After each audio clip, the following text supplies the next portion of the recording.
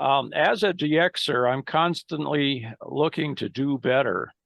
I still have many things to accomplish on my bucket list, and there's several DX awards I'm still working on.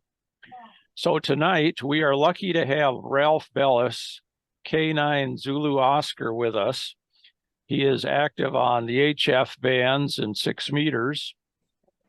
And Ralph, from his 9-land QTH, has already earned 10 band, worked all states, 10 band DXCC honor roll, and is almost at 3,000 on the DXCC challenge.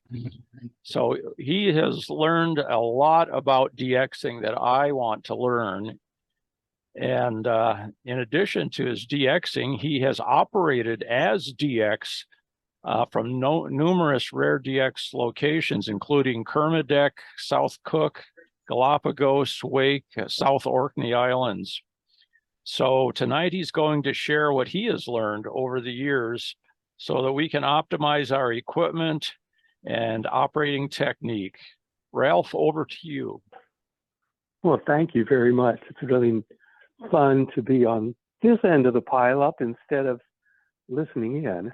I'll give you guys an idea of what I've been up to. So I'll be talking a little bit about the audience, and I think you got the right idea that it takes a long time. You got to be at it for a while.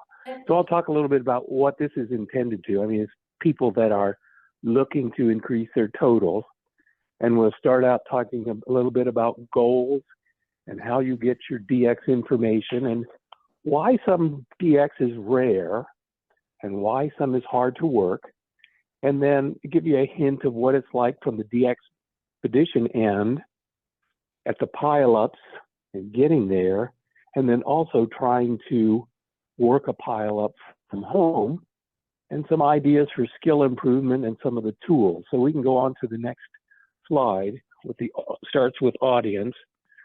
So this is really intended for DXers that are kind of familiar with the terminology and have about 100 countries, 250 countries. But, you know, once you get around 250, I don't know if I'm going to be telling you things you don't know, but I'll give you, an idea of the approach that I'm taking because I've reached a plateau and I spend my days cutting radio wires more than anything to keep working on the improvements. So it doesn't matter what country you're from, a lot of this will apply to you.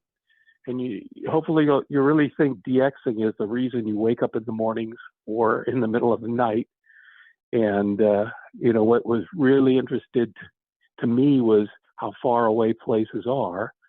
And then if you have an unlimited budget, that's fine. But this is really based more on people that have a budget. You got a family, you got a job, you got some kind of station, and there's constraints. Next slide. So a little bit about myself. I was really lucky. I left high school early. My dad was with the university. He went to London to study. And so when I was 17, before I could even have a British beer, I picked up a couple call signs and fell in with some guys in their 20s. And here 50 years later, these guys are still going out and doing portable operations, much like Field Day. So I went with them and did operations. I had an uncle that lived in Belgium, so I got to operate remote there. It's fitting himself a bigger hole. We have a little crosstalk maybe. I was really interested in geography and radio and business. And since we have a local university, computer science, and I worked for a large insurance company doing design of systems, which I can tell I'm a crabby retired guy because I make phone calls into systems and say, who designed this? And technology is just really cool. And I've had to, because I'm rural, build the whole infrastructure, which just failed since I guess we took down Starlink here. And a lot of folks that I knew were also interested in marketing. So at school, those are the guys that were rowdy in the hallways and having fun. So I fell in with them. But I'm always trying to improve things, little things around the house and the shack and get things. And then we're pretty lucky that family lives here in the neighborhood. So I've gone on some expeditions. I do contests. I chase DX. I like rag chewing with DX and finding out what they do. And the big challenge for me is DXCC challenge, working countries on all the different bands. And that's a really good challenge. But boy, you get these plateaus and it makes it really hard. Next slide. So and you mentioned it a little bit, is one of the things you have to do is determine what your goal is. Why do you get on and work DX? I mean, maybe you just like to get on and run people on CW, or, you know, what are you're really trying to do? And once you kind of figure that out, then you have to figure out, how do I get some information on where is this activity of what I'm doing? And, you know, it's kind of interesting, and it's sorry news that, you know, that Morocco is going to be really hard, but I always am keeping aware of international events and what the weather is like and the hurricanes in different places. And then one of the things I did is I figured out, well, here's what I'm going to try to do. And then I started looking at the country list, the most needed countries in club log, and started to compare and say, you know, like, well, why can't I work North Korea? You know, I don't have but one band. And so you start doing this comparison and figure out, well, geez, a lot of these are rare. And, you know, that not much happened during COVID. We're starting to see some sort of minor expeditions show up, and we're getting some hints of some really good ones. And every once in a while, some information leaks out that there's a really good one that you might need on multiple bands. And by doing this, I figured out some of the improvements that I had to make and where I was going to focus, and what kind of changes do I have to make and receive and transmit antennas. And, you know, it could be that you're in a city lot with a vertical, and that's fine, but you got to figure out, well, geez, I need to be able to get a little bit further. So maybe I add radials, or I take that vertical that's on the ground and mount it on top of the garage roof to get it a little bit higher. And then look at improvements in your rig and your amplifier. And, you know, to be really honest, you're not going to work some of this rare far away stuff unless you have an amplifier. So, you know, you could do it by chance. But, you know, if you're really serious of meeting your goals, you pretty much need an amplifier. So in the future, you got to plan ahead, more towers, bigger antennas. And, you know, that's what I'm kind of doing. So next slide, please.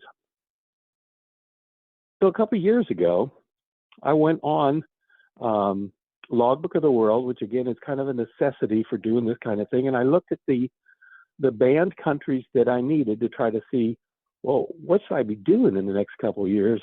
How should I improve the station? I mean, if you see 160, 224 countries. And to me, it's like, whoa, that's opportunity, because a lot of them are far away. I need to work them. And it's like, you need DXpeditions, or it's somebody that's not on every week in the wintertime. You pretty much have worked all of those kind of more ordinary things. So I looked at 160, and then I looked at, you know, 80 meters, and 40 meters seemed like it was in pretty good shape. So was 30. I had a pretty good antenna on 30, so that was all right. 20 was high because historically I'd just been on 20 a lot in the last 50 years, and I had 204 BAs years ago, and those were good antennas. So 20 was good. 17, my typical way was I just flip my antenna switch and say, well, they're loudest on this piece of wire, and then I try to work them. And that's not necessarily the professional approach that I take now. And likewise, 15, that's where DX used to hang out. So that was all right. 12, as the sunspots declined, you know, I kind of, I'm a little bit low there. 10 again, lots of DX used to hang out on 10. But then I looked at 6 meters, and it's like, well, wait a second, I've only submitted 56 countries. And if I'm going to make some real good gains towards a good award, I need to get more on 6 meters. So this chart that I showed you was a couple years ago in September 2020. And 3 years later, I concentrated on things, and 160 meters went up just a little bit, but they were hard countries. So 160 went to 231, 80 meters. Well, that's kind of You know, I guess I worked a few, but not too many new ones. The biggest improvement was last year. We had a pretty good 6-meter season, and I went from 56 to 112 countries on 6 meters. So that was a big boost, but things really have slowed down. So this is a way to try to kind of quantify where are you, and you could do the same thing with your phone, your CW countries, your digital, however you want to do it. But you need to just take an assessment of where you are and what kind of things you want to concentrate on. Next slide. So that's what I did. I looked at 6 meters. Every once in a while, there was a band where I had missed something. I needed something on 10 or 12. The low bands were really hard. And if you concentrate on it, you realize that some of the expeditions just pop on 160 for a couple nights, and that's it. And they're really hard. And I look back at some of the things that I did on expeditions, and it was exhausting to stay up all night and try to work Europeans when you're out in the Pacific.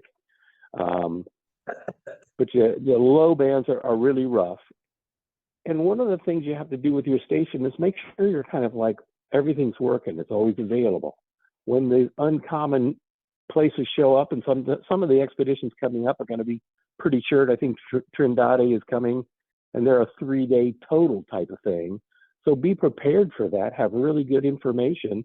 And then when the rare ones come, you don't want to say, hey, they're there. I need 2 or 3 days to get things set up, or my dipoles are down on the low bands. So you need to be ready for those things. For me, I have this endless amount of projects. I'm always working on antennas. I'm trying to keep active and be on the air. You know, every day I read about DX news and get notifications. Next slide. So here's some ways to get DX information. And again, this is for the guys that are more getting started, because if you've been doing it for a while, you know how fun the DX conventions are, and what you can learn. You go to DX dinners. You try to meet the local guys that are also chasing DX. So, you know, at 9 o'clock at night, you know it's okay to call them and say, hey, here's what I just picked up for information. You join the DX clubs. You get on some chat groups. I'll show you some things that I do with DX Summit. I'm always on there, kind of monitoring the activity. And another thing that I do is when I look up stations, I get on QRZ and I read about what the guys are doing. And sometimes there's a link to their website, and I spend a lot of time doing that. And you really have to subscribe to things like the Daily DX. Every day or so, you're going to get some information and pick up something about some future activity. And then it also gives you a time to find out what is going to be available in the future. I use then DX World, DX Heat, those kind of things. Reverse beacon network. I'll go into some of the low band stuff about how that helped me learn more about propagation to see what my signal was like in different parts of the world. I use PSK Reporter. I like DX Maps. I use the propagation forecast. And so anything that I could do, like Ham Alert, you can get text when countries are showing up on the air that you need. Those are the kind of things that will really help improve your DX score. Next slide. You guys still have audio? You still copying all right? We don't have internet yet. Yeah, loud and clear. Okay. All right, good. Every once in a while, I get a notice that Ring has gone silent or it's on battery backup, but there's nothing for it to connect to. So let's talk about why is some DX rare? Because the stuff I need is pretty rare. And here's a couple things that kind of came to mind is some of the places are really remote, you know, like Bouvet. And I think I was really lucky years ago. Some scientists went, they landed on the shore, they were in a tent. We didn't have the competition or the information that we do today. So DXing was both harder because you didn't know it, but I was on the air all the time, just listening around. So some places are really remote and hard to get to. And there's other places that are just horrible to go to, like the one that's for Swains that's coming that It's hot and it's humid. It's like the worst summer days that we get around here, and then add a bunch of mosquitoes in. So, that makes DX rare. There's also the political situation. North Korea, look at the American Pacific Islands. We won't even let our own guys go to these islands. And I have woods around part of the house here, and I've never seen a bird run into a branch and knock himself out and die. So some of this stuff, I scratch my head and think, so a guy wire has to be diagonal, and that's the reason that we can't have towers up on these islands.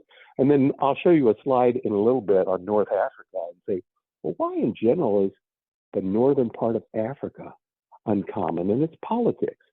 Or a lot of the things, the countries, they just lack the infrastructure. I've been watching YouTube videos called Itchy Boots, and a gal has basically taken a motorcycle and driven from the southern tip of South America, Ushuaia, which is the jumping off point for a lot of the Arctic and Antarctic expeditions. And she drove north all the way up the coast to Alaska, and then took a little time off and drove almost all the way around the coast of Africa. And you start seeing the infrastructure, and it's like they don't have power in a lot of places. They have dirt roads. If you were to go to some of these countries, they don't have internet. And it's all very marginal. It reminds me of the Midwest. And other places.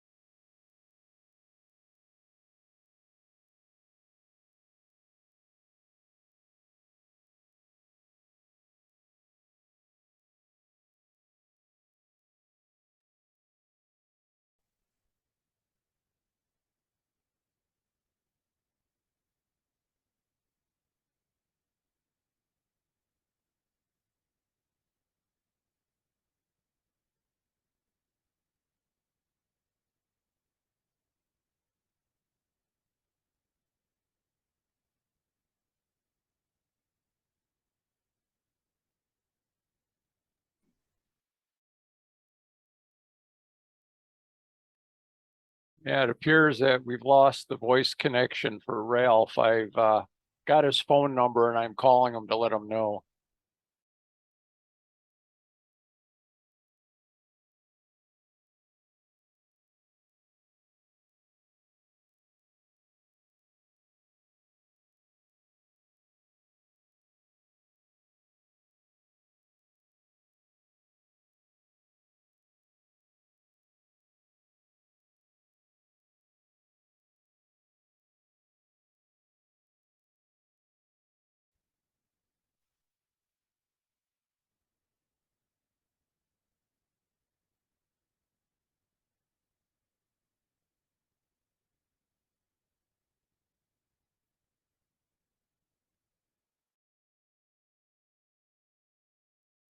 All right, I just talked to Ralph on the phone. He's going to disconnect and then redial in, so we should be back in business in just a minute.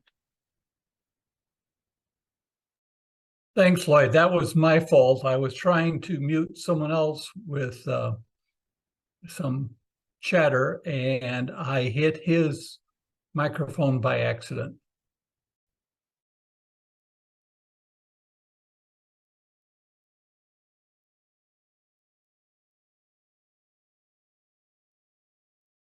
Curse you, chicken.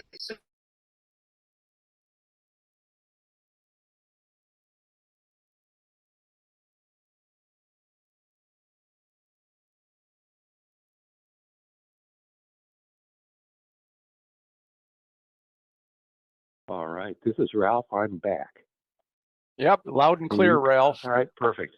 All right, I'll catch up here. So when I was talking about some of the things with environment and infrastructure, I've been watching Itchy Boots, and this gal goes basically the southernmost city in South America up to Alaska, and you see the road conditions or the lack of them or the lack of infrastructure. And then she made another trip which basically encircled all of Africa, and you realize that many of the towns that she goes through don't have electricity, don't have internet. It's dirt roads. People get stuck in the dirt roads for weeks on end. And then some places like Lakshadweep, the small operations, they do a great job, but they're not on except for every few years. And a lot of places, you know, we take it for granted we can get wire and coax and things we need to get it on the air. And, you know, those are the things that I like to donate to, is like, hey, here's a club and they just need a few things and they think they can get a couple more guys on the air. That's important. And then one of the things that we mentioned just a little bit before the meeting started is, with the new technology, and I'd say satellite, but it's not working because I'm Starlink and it's dead. But the new technology, when I started, there was like a ham in every embassy, and you could talk to them, and they did the communications back to Washington. But we don't need a lot of hams. There's fine too many, and some of them. There was a time when World Food Program had a great number of hams, and you don't see too many of those anymore. We've got the newer technology. Next slide. So one of the things that makes it hard when you're DX is that your local noise is very high. I mean, I live in a rural area. When I moved out here, I didn't even listen for noise. I mean, there's corn and soybeans growing.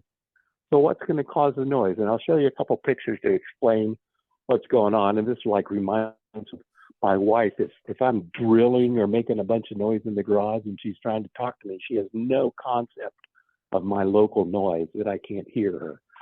So I'll talk about and compare a couple locations and show you pictures. And then another constraint that we have that makes DXing hard is a lot of guys, I know they retire and they move to a homeowners association area, and they can't put up big towers, and maybe their antennas can't be real big, so they've got constraints with space in their budget, or you know, a life stage, you're busy with work, so it makes it really hard to be on the air. If you're one of those guys that is, you know, trying to go for 5-band DXCC, my recommendation here is when you get to 80 meters, you might be able to work some close-in Europeans, and then Caribbeans and Central and South America, and you can get your 100 countries in by working all the close ones. So that's kind of my recommendation. But with FT8, it takes less to do it.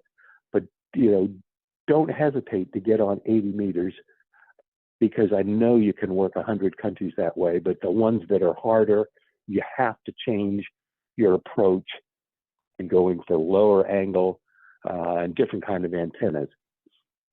And then propagation, you figure out what's the path it's going to take in order to reach what I need to work. For example, let's say you've worked Korea, Japan, and you say, I need to work Vietnam. That's out there. And it's roughly the same pathway. It's the kind of same direction, the same time period, you know, about now or a little bit early before it's dark is a good time to get some of those guys. And you think, all right, I know my signal can make it that far.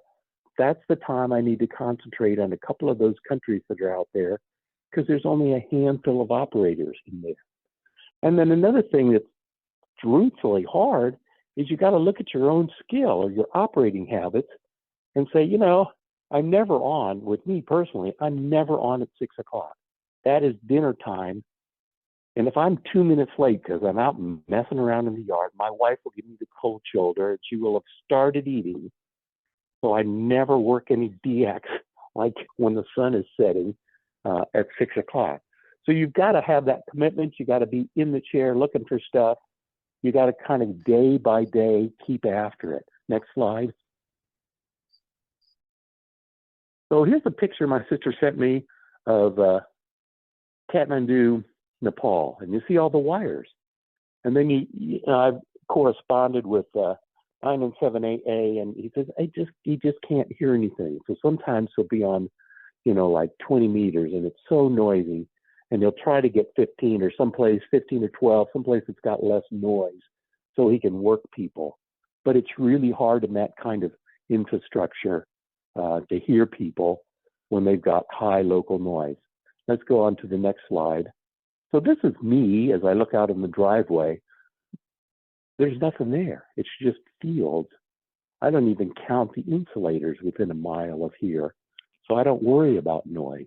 The biggest noise and excitement today was the road commissioner is putting a culvert in at the end of my driveway. There's a bunch of dump trucks and flashing light out there. But that's the difference, that so many of the guys are in places that have a lot of noise. Next slide.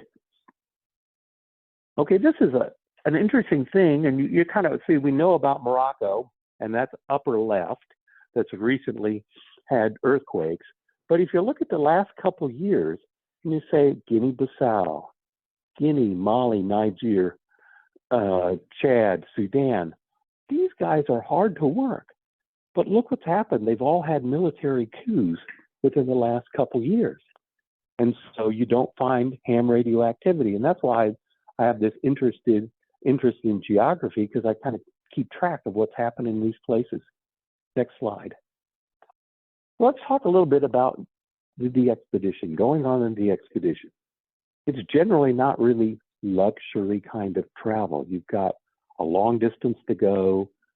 It's tiring. You don't necessarily care what time of day it is. You're not going to necessarily, be meeting a cruise ship when you get somewhere. So it's not luxury. You've got all kinds of baggage and things that are shipped and arrangements to make to get a large group of people to one area. So it's not luxurious. There's a lot of things to take care of. You got maybe meals for a dozen people, so you've got to figure out how to do that. I can remember going to the Orkneys, and we were all issued buckets we got on the ship. I'm not going to say anything more, but it bounces around a lot. A lot of people ended up staying in bed the whole time till we got there. You'll find that each team, each DXpedition group has kind of a characteristic. Some of them are pretty mellow. Sometimes they're crabby. You don't hear too much about the ones that kind of disintegrate and, get on each other's nerves. So in joining a team, you kind of have to consider, how are the guys going to take these harsh conditions? You're going to arrive really tired. It can be extremely hot, cold, windy, rainy, humid, or it can be just wonderful paradise. In addition to that, some of the places are just plain dangerous. Next slide. So each one is really unique. There's a lot of logistics in getting all the equipment collected and getting it to the site. When we went to the Kermadec Islands, that was an island where they were trying to return to nature. They had traps for mice and rats and cats. They were getting rid of any of the plants that did not belong there. So when we went, we had to take everything that we brought with us, and their Department of Natural Resources inspected everything. They wanted to know if there was a little grass seed on your socks, because they didn't want those species that didn't belong to be there. The kind of equipment that you bring is, we're lucky we have like laptops and smaller equipment, but that's always a problem where if stuff breaks. Have you decided on the backups and how you're going to get by if the antennas fall down, that kind of thing? Different kind of dangers. Each one, when I look back, and there's places I went to that I wouldn't necessarily want to go today, when a lot of the people are fleeing Central America and coming to the United States, and I think, what countries are those from? And it's like, I was there and I felt safe because they had soldiers with machine guns at the airport. Each team is different, and it's really fun because on some teams they're international and you have people from all around the world that you haven't met before. Each expedition has a certain amount of rareness to it, a certain demand, and then you're going to a place where you're not familiar with the propagation. So that could be really different, or you could not realize when some of the openings are and miss those until you work the pile-ups down and can start hearing the weaker ones. Next slide. So one of the good parts about expeditions is you remember the different trips that you've been on. The South Cook was amazing because 30-meter propagation into Europe was just spectacular all night long. Strong signals. It followed the sunrise and the sunset. One thing I like to do, if you can do it, depends how remote, is try to learn a little bit about the local area. And we went to church, and the ladies were dressed up in their fine hats and outfits. And even though we are like DXpedition clothes, you know, jeans and stuff, they let us sit in the back and kind of watch what was going on and hear the singing. And it was quite different than what we were used to. We also scheduled some time where we weren't on the radio because we were starting to learn when the bands were kind of dead in the middle. And we learned that some of the local guys offered eco tours where they would teach you how to find coconuts and how to break them open and what some of the edible food is. And we took kayaks that went out on the ocean and learned about it. And one of the other things that was interesting about South Cook is they could have charged you some kind of taxes when you went in, but they somehow had acquired an old driver's license machine, and you could get a moped and drive around and then be issued a South Cook Island driver's license, which might become handy as a little souvenir. In Belize, I went to visit a friend, and I remember it was so hot. You touched the buildings, and they were just too warm, and you couldn't sleep. It was so hot. And luckily, I had time to go in some caves in the water, and 6 meters opened beautifully. And I remember working all over the States on 6 meters. The Orkneys were pretty interesting. We used Zodiacs to get from the ship to the shore. One time the Zodiac died, and it's like, well, there's no rescue here. I guess we start paddling, and luckily they got the engine going. The Braveheart crew was wonderful to help us build our infrastructure and ladders so we could climb up and onto the island and move all the equipment, and they helped build the stations with us. So even though we were far south and in a rare DX spot, there were some video clips where all the stations were calling CQ and nobody came back to us. Wake Island, there was lightning on the horizon, and we just kept pushing the low bands. We got to get on 80, we got to get on 160. That would be a wonderful place, but if you're reading between the lines, you say, why did the U.S. lengthen the airstrips, and is there a way to get back there again because it's creeping up? Kermadex, we got approval because the ship's captain was asked to help lead a rescue mission when one of the natural resource workers couldn't be found after a volcano went, and he had a ship that was ready to look for that guy and have a rescue mission. And at the right time, he asked if some ham radio guys could visit. 6 months later, we were there. I remember sitting at the table and signing the log when we came in, and I flipped the page back, and there was Jacques Cousteau had visited. And as we're walking around, I found a Caterpillar bulldozer. Caterpillar's headquarters are about 50 miles from here, since it moved up towards Chicago. But that was pretty interesting because then years later, there was a video that they managed to start that bulldozer. And it was pretty interesting to me since it was local. Some guys had wanted to go back. Again, it's creeping up on the most wanted list. And the response is, radio no longer fits in the plan for this nature preserve. That pretty much makes that country really hard. I went to Bermuda with my wife. We operated for a while. There was a hurricane that came through. Since it's more built on coral, the water just drains through, and the building was concrete. It was not a big deal. We went out during the eye of the storm. But again, that's the thing I remember about that. Also going with friends to Nicaragua, Colombia, Venezuela.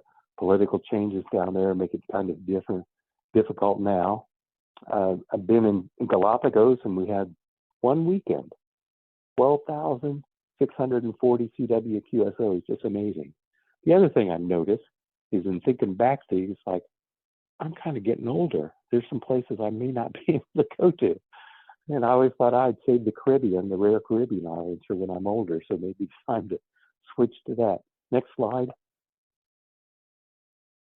So here's what it's like from the DX end. You're tired. You operate in shifts, maybe 4 hours at a time. The first couple days are terrible. They're inefficient. You can't get the rate going. So many people are calling. It's hard to get call signs. And I'm speaking the truth. There's a whole lot of lids that don't know their own call sign. And you have to say, well, am I going to work them and get them out of there? And you do that sometimes. And the site that you go to, it's going to have a lot of constraints. You know, maybe it's so rocky that you can't hook guy wires to things. You can't, there's no dirt there. The antennas that you bring are really important. Some things don't work really well. Some things are, you know, take a lot of manpower to put up a really tall vertical. And the number of stations that you can operate, you know, if you can get 4 or 5 good stations, you can whittle down the pile-ups pretty well. You have to determine too, and this is important from the US end, is this expedition you're tracking, is it a serious one and they're going to be there and you'll have a chance? Or is it a holiday kind of thing and the guy's just going to be on here and there, and he might be on during the European openings and only marginally during openings that we want? And then if it's a rental place, or maybe they've got some pretty decent antennas, but the guy went there for vacation or something. Another thing to consider is, you know, when some of these recent African expeditions were on, that's just like guys in Florida and Texas down south. When they're trying to work Europe, they dominate compared to us. So a lot of times I would hear these African expeditions, and they're just constantly working Europe. It's a north-south path, and they're working Europe, working Europe, and working Europe. And it's rare then that they would come and get us from a different area. Starlink is back on. Let me see if I can do that at the same time. And then one of the things you have to do at the DX end is try to work down that pile up. You've got to get all these loud guys finished and out of the way. So if you're at 100 watts and a vertical, I guess the idea is you got to wait a little bit. But you start getting different faraway areas with different signal strengths. You can start picking out the weak guys. And from a DX perspective, we're learning when these openings occur. But since we're in a new place and there hasn't been much activity, we're finding some of the openings that we didn't know about. For example, from Bouvet, there's a long path and a short path opening on 17, and they're both good. And from Amsterdam Island, same thing. There's good openings, long and short path on the low band that you may not, I don't have Starlink just yet. Let's go to the next slide then. From our end, you have to figure out what's the competitiveness of your own station. You know, are you really actually really weak when you get to about 7,000 to 8,000 miles away? And you look at the signal strength of that DX guy and you have to say, is the band really as good as it's going to get? So should I go in there and be calling him and spend some time trying to get him? Or should I wait because I know the band's going to get better and these guys are serious and they got multiple stations? So you have to kind of choose based on their signal strength and what time of day is, what your plan is going to be. Is better or worse propagation coming?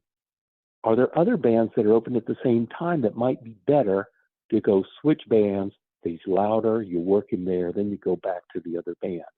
But the trick is always to listen. This guy's pattern, is he moving up the band?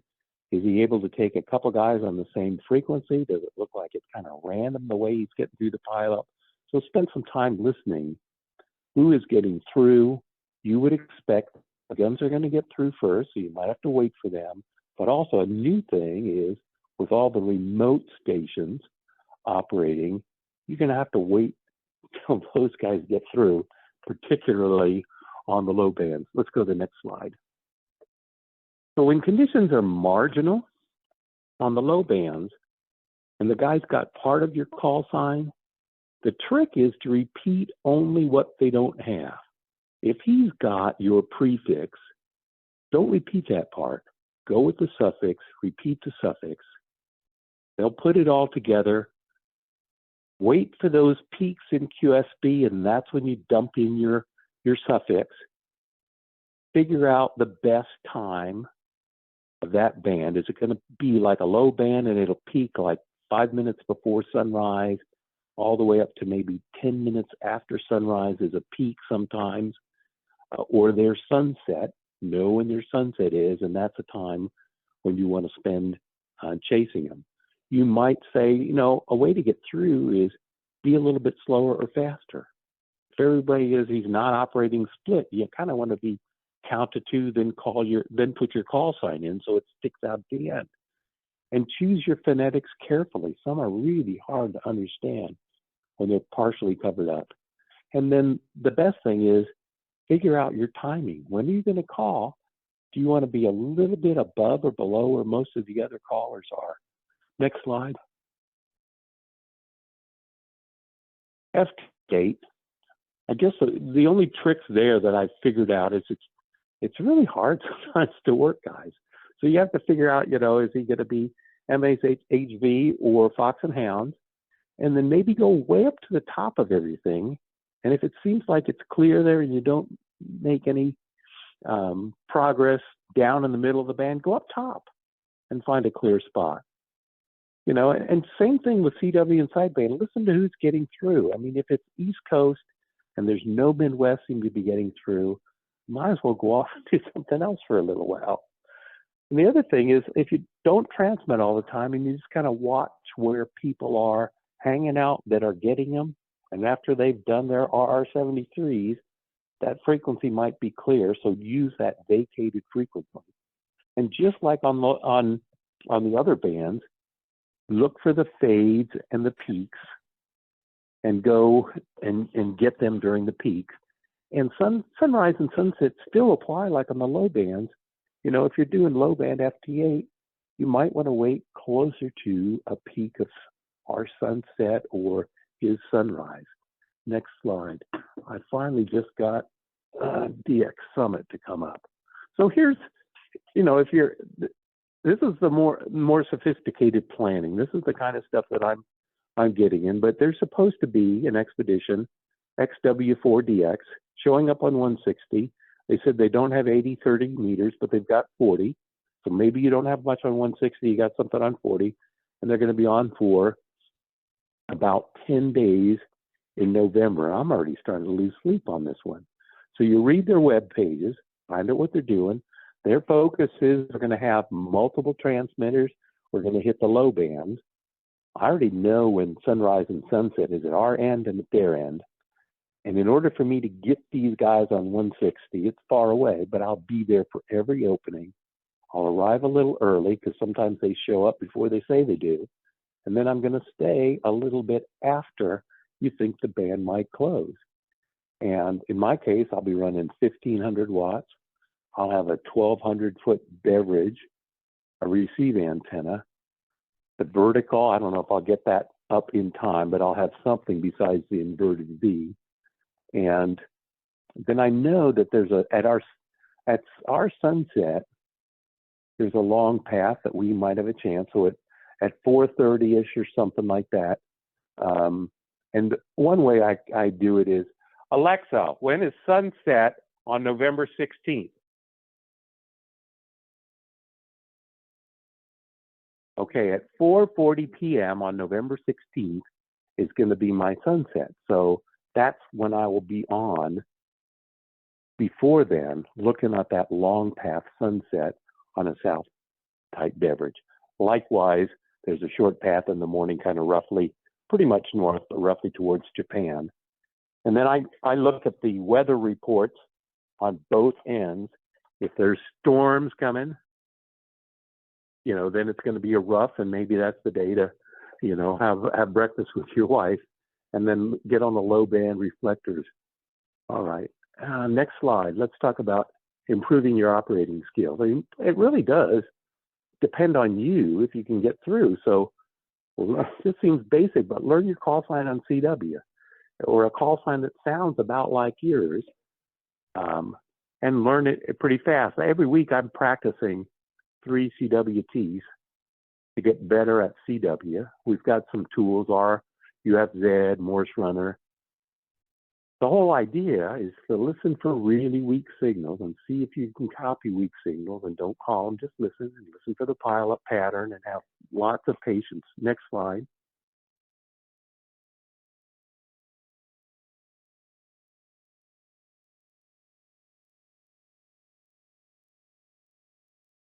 So in the shack, I keep a calendar and I write down, here's all the DXpeditions are coming and what bands I'm needing them on. And then I read the DX news. NG3K has got a list of contests or DXpeditions coming up. And I have a book, like a little journal and a diary that I keep things. There's a whiteboard so I can write down and then, the date, and here's this expedition that's coming. And, if you're going to be up in the middle of the night, you need a chair or something like that. You could take a nap and set the alarm for 4 o'clock in the morning, whatever it takes. And, have a source of food and drink. And my wife's hobby is cooking. So she knew I was getting ready tonight to do this, and she brought dinner over to the shack. And that makes a big difference to be able to do that. And then the choice of equipment, there's so many good radios, it sort of doesn't matter. I'm happy with 2 or 3 different kind of radios, but make sure you have a spare radio. You don't want to be out. And then look at this. I predicted this. Rural internet is marginal. That's true. Let's go on to the next slide. So when you're doing long haul DX work, you need a low angle of radiation. So where are you? If you're at 25 feet with a tri-bander, it's probably not going to make it for the really long haul stuff on 10, 15, and 20. On 160, for a long time I used an inverted V, and then I've had inverted L's up and vertical. If you have a vertical, you don't necessarily want to base load it because that's where the high current point is. So you want some kind of top loading on your vertical. If you have a tall tower, you can use that and make sure it's kind of in the clear. I use preamps, but I find a lot of times because it's quiet here, I don't need them. But I have an SAL 30 that I'll put up, so I'll always have some kind of receiving loop. And I guess the reason you need these is you don't really know what you're missing until you start putting up beverage on the ground, or some kind of other wire receiving antennas, and then compare that to your transmitting. The whole idea is to be able to improve your station and extend the openings. Let's see where next slide is here. Okay, propagation. Let's talk just a little bit. If I was to simplify propagation, I'd say, here's daytime and nighttime propagation. Daytime propagation is 80 meters, high angle stuff during the day. But as you get into night, those low band ones are pretty good for DX. So your mind has to be oriented towards where is the sun at in other countries. When is sunrise? When is sunset? That's why I demonstrated I used Alexa, or N1NMM's got the same thing on sunrise and sunset. So you got to kind of figure out, the bands are usually pretty good an hour or so after sunrise. So when is sunrise in that foreign country? That's probably when I should be on 17. Or, during sunset, 17 is good towards Japan. So think, well, if I was over in the Middle East, where is sunset? Because that's a good time for these guys to be on 17. So you can kind of learn what propagation is like, but there's a lot of long paths you don't know about until you start getting better antennas, and there's paths that are not direct paths, kind of skewed paths. And we know that there's changes every day. Some days the band's open. The seasonal changes, and we're pretty lucky. We're starting to get some hints of fall time propagation. And I know that because when I was on CWT 40 meters in the morning, a little bit after sunrise, it's like, we're starting to hear some of the West Coast guys better. Hey, it's staying open longer to the East Coast. We're starting to get into those fall kind of changes. I'm curious because I was on a lot during the last couple years. Sunspot lows, the low band sparkle. I didn't have all the antennas up early, but some of them I've had up for a couple years, and they're just tremendous. In your mind, I'm going to repeat this. Sunrise and sunset are the magic time, so keep it in mind. I was walking over here from the house, I was looking at the sun and saying, you know, that's where I'm going to point my antenna at 4 o'clock, is basically at the sun, and I'm going to see what's happening in Asia. I did this a lot, figuring out what time it was. When I was on 80 a lot, I would get on and work the Europeans at our sunset, and then keep working them until their sun came up, and then turn the antennas and start working the Japanese before their sun rise, and all the way until we've had sun for a couple hours. So it really works well to just think of what's the sun doing. So let's switch a little bit, and we're talking about some long paths, and you have to know the term antipode. It's the place exactly opposite of you in the world. So here's me. I'm in Stanford, Illinois, right in the central part of the state, out in the country. And there's a little scientific station out there, and I'll show you a picture in just a sec. And but we know it as HAMS as Amsterdam Island. So because it's so far away, it is almost exactly opposite. Signals arrive from any place that is open, any path that's open. So you got long path 30 meters for hours. It was amazing to hear them long path on 80 and short path on 80. And that's the extra opportunity. We have an extra opening at both sunrise and sunset that we wouldn't normally have. And here's a picture of that little settlement that for me is about as far away as you can get to the other side of the world. And one thing I do is use DX Summit a lot. I watch it all day. I can see what propagation is.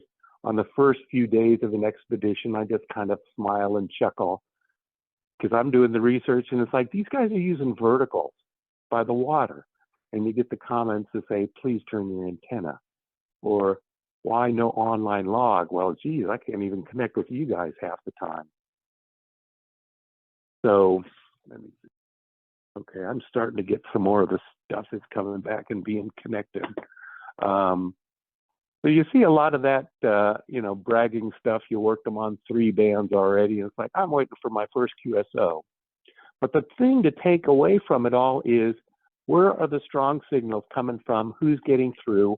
What stage are we in that expedition where they're working the loud guys that are thundering through, and they're getting all the kind of loud, easy ones, and eventually they'll work down to your level.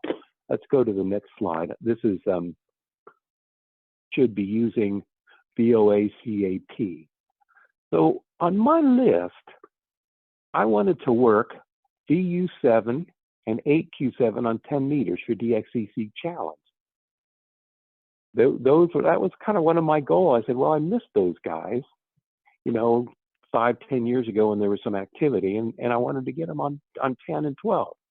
So I go to DX Summit and I see that, hey, there's a spot, and there's spots, but I'm not hearing anything.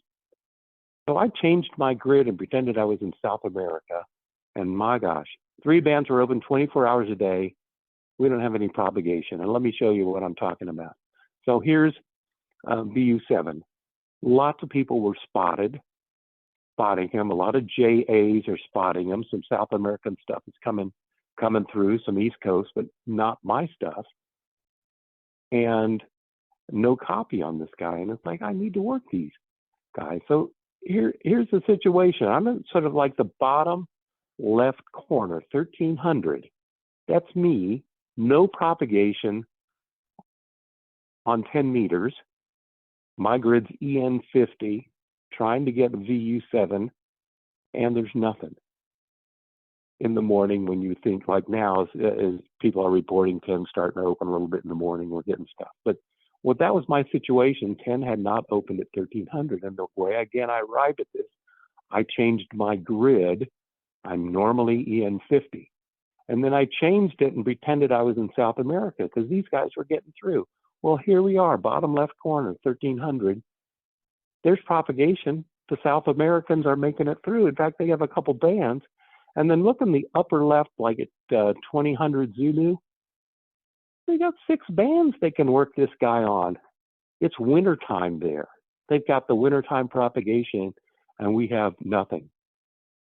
So here's the Maldives, same kind of thing, 1300 Zulu. There's spots, but from my grid, Central Illinois, EN50, there's nothing. There's no propagation. So I pretend I'm in South America, and look at that. Hours and hours of this red. They've got propagation 1300, 10 meters. They're working them on 10. And they've got hours and hours that they can work on 10, and we don't have anything. So that just helps you understand some of that seasonal change. Here's another goal I had, is I wanted to work Mongolia on 11680.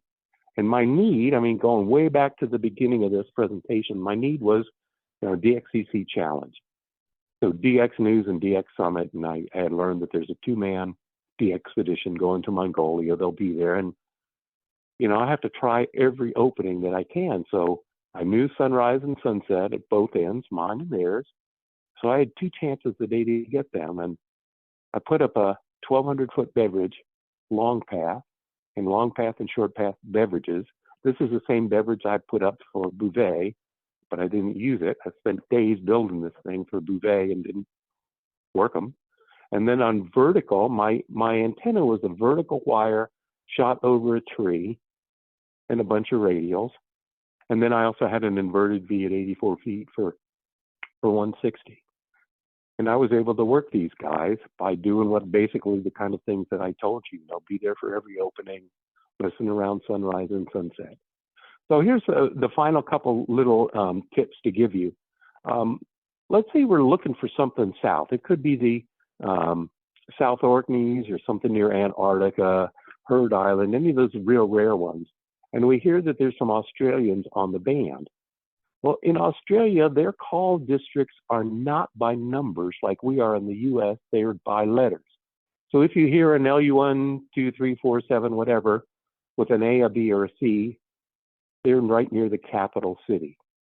They're not far away. But if you hear an LU with the letter EWX, those are the southern part. And similarly, if you hear a 6 meters with an LUA, they're in Buenos Aires. That doesn't count so much. You can work them. But if you're looking for the stuff further south, the more difficult one to get on 6 meters. If you hear an LU with a W or an X, and they're less populated areas, then those are guys in the southern part. The same thing is true for Brazil. Brazil is done by states. So when the band is marginally open, next slide. So this is the tip learned from Brazilian states. If you hear a Brazilian that's like a PY7 or a PY8, one of those guys, well, they're kind of on the northern fringes. They've got great propagation to Europe because they're by the ocean. But if you hear some like a PY3, he's further south, or a PW8. So those are the guys that are going to let you know that the band has a chance on 6 meters to open to someplace like Uruguay, which is pretty uncommon. So let me summarize a little bit. There's this technical part of DXing. You learn about the sun, where it is, your antennas, when to get on, the timing. You need to learn about propagation, which band to choose. Your station has to be designed properly. You got different kind of equipment and lots of antennas, and practice your techniques. Listen to the guys that are getting through. So that's what I had for you tonight. There's my couple of my, if we switch slides, a couple of baseball players by chance. A couple of my grandsons picked those numbers for their uniforms. And then the next slide, there's an advertisement. If you want me to continue sometime, I have a geography lesson that goes into places that are pretty much unknown. And if you want to switch slides, you can learn more about the world in DXing, and that's what I do. And I learn about countries and foreign countries and talk about the number of different guineas there are, places that are not countries, that are not DXCC entities, and things that I do while I'm waiting for a DX to show. And then I think that'll probably pretty much finish what I have tonight. I'm going to try to log back in on the meeting. I'll be on the phone, but I'll try to come back in on the Zoom meeting if we have any comments or things that guys want to cover, okay? Sure. Do we have any questions for Ralph?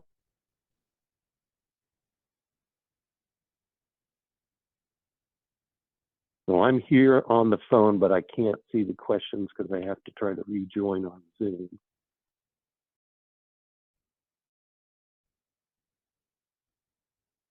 You know, we ask people just to ask a question or make a comment.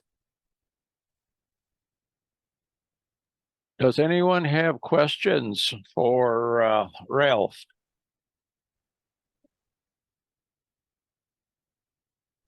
Wow, a very thorough presentation. Questions for Ralph? Speak now.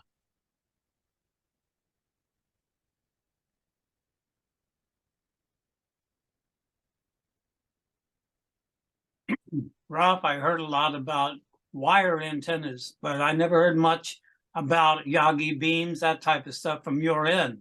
What's the truth on that? Over. Okay, can you hear me? I'm joined in on Zoom now. Loud and clear. Okay, perfect. Well, one way or another, since I was DXEC challenged, I needed to get on the work bands more than just flip to my 80-meter antenna, and if it's loud enough, I'd call them. So I have a stepper at about 84 feet, and I don't know if I made a mistake, but I retired and we moved into the country, and it's taken me like 5 years, and I'm not back to where I was before we moved in terms of Yagis, and I've got a dozen large boom mono banders out in the back.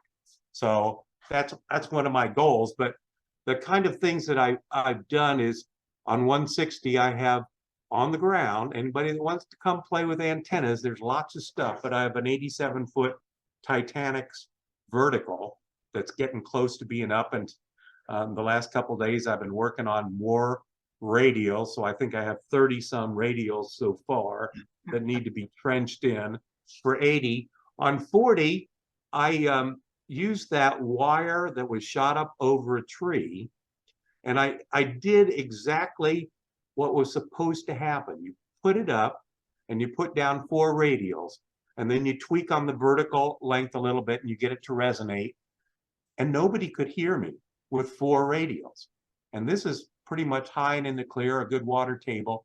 So I added more radials. I got about 16 more radials, and then people said, yeah, I can copy you, you're pretty loud. And then I went to 45 radials and 200 feet of chicken wire, and they said it was really good. So I thought in my mind, well, I'd like to be magnificent. So I built a 4-square for 80 meters where I could switch in the first season, and it's got like 2.5 miles of wire. I spent a whole summer lying on my stomach soldering, and it's got about 280 radials under it, and it works really well. The first season I worked 8,500 guys on 80 meters, and I could get on at 4 o'clock in the afternoon and start running Europeans all the way till after their sun came up, and then switch and do the same thing with Japan. As the sun was starting to set in Japan, I'd work those guys until after their sunrise. So I had 12 hours of 80-meter openings to DX. So 40 meters, 2 elements, but it was a stepper. And for a decade, it never worked. And I took off my stepper t-shirt, but I did want to dress up for this a little bit. But out after a decade that their power supply was not to handle the motors simultaneously moving elements in and out, and they never got far enough out on 40 meters to resonate. Now it's a pretty good antenna, but you know, I've lost a lot of the 40-meter low sunspot openings, but it's 3 elements on 30, and then 3 on the other bands, and you know, it works well. The trick is, I think I'm hearing the the country, but I've got room to put up lots of beverages, and the SAL-30 will go back up again. And there's just infinite amount of projects. Most of my focus was getting the house in really good shape. It was only 10 years old, and I had 150 things to fix, and you would have thought that's too many. But 2 of my neighbors are my sons and my grandkids. So, you know, we get to see them all the time. So it would be nice if I had been here 30 years earlier. So now I'm playing catch up, you know, and there's just constant things that I'm working on, getting, you know, bits and pieces together to improve the station. I mean, just like in the shack, you know, I have an overhead rack for all the cables, but this room, every outlet was on the same circuit breaker. So you have to say, well, wait a minute, I need 4 amplifiers, VHF and, you know, regular amplifiers. So they all have separate circuits, and then there's 4 circuit breakers just for the ham radio equipment. So all this kind of stuff took a long time, and I'm down to 1 or 2 little projects now, but I don't have air conditioning. And then we had our, you know, 90s and 95s. It was hot in the shack, and I just pretended I was on a DXpedition, and, you know, just sweated for a while. So I'm glad you know, asked those kind of questions, because Yagi's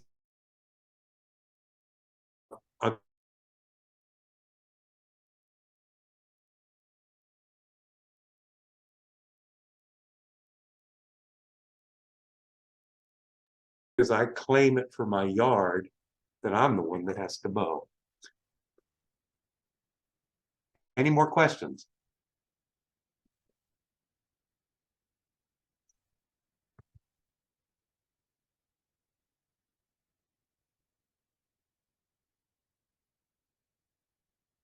So I DX every day.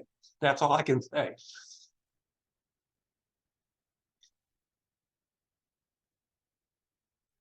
Well, Ralph, that was truly excellent, very thorough. You didn't get a lot of questions, so obviously it had the good content, and I'm sure answered a lot of questions that people had. So thank you so very much. It looked like we had 62 viewers, so that's a pretty good turnout.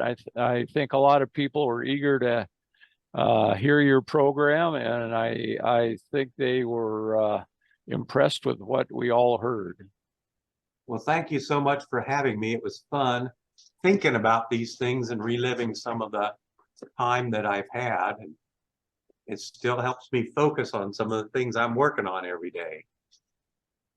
Yeah, another thing I've noticed is shack tours. I really enjoy seeing what other people have done. So I recommend, especially if you're a newcomer to DXing, go over and tour some of the other DX stuff. You don't have to be a superstar. Every time I do that, I pick up at least one good idea that I hadn't thought of.